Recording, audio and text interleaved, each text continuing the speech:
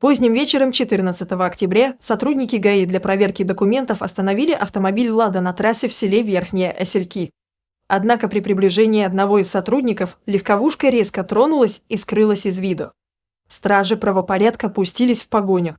Уже через несколько минут машина остановилась у частного дома. Водитель пулей выскочил из салона и забежал во двор, где затерялся в толпе из 50 цыган. А прибежавших за ним правоохранителей начали толкать и хватать за форму.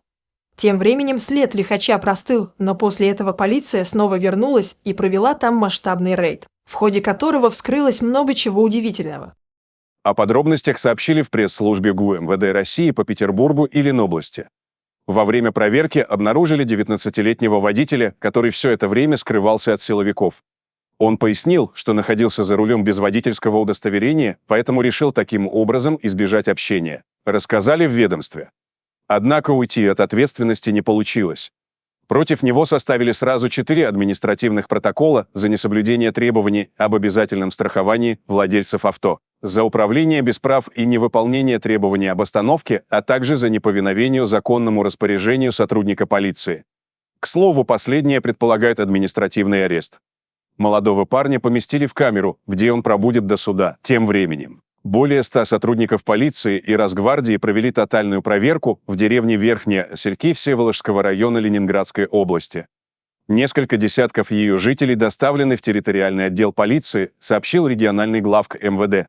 Причиной этих мероприятий послужило то, что в этой деревне группа людей оказала сопротивление сотрудникам ДПС, преследовавшим нарушителя. Возбуждено уголовное дело о применении насилия в отношении представителя власти. По данным полиции, в деревне размещается цыганский табор. Утром 17 октября правоохранители провели обыски в частных домах. В их числе так называемый барон. На кадрах видно, как живут нигде не работающие люди. В результате несколько десятков мужчин, жителей деревни, включая цыганского барона, на полицейских автобусах доставили в территориальный отдел полиции для проверки на причастность к преступлениям. У всех доставленных взяли отпечатки пальцев, провели тест ДНК, а также проверили на употребление наркотиков. На территории деревни обнаружено 13 машин, включая баронский автомобиль марки «Джек» с признаками подделки номеров. Весь транспорт поместили на спецстоянку для проведения экспертизы и привлечения владельцев к ответственности. На 6 жителей деревни оформили протоколы за нарушение безопасности дорожного движения.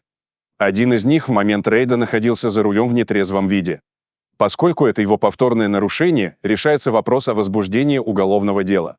Сотрудники полиции также полагают, что подавляющее большинство частных домов в таборе является самостроем, не оформленным должным образом. Этот вопрос не относится к компетенции органов внутренних дел. Информация о незаконных постройках будет направлена в соответствующие органы для устранения нарушений. Также сообщается, что среди цыган есть, как минимум, 3 десятка граждан России, забывших отслужить в армии.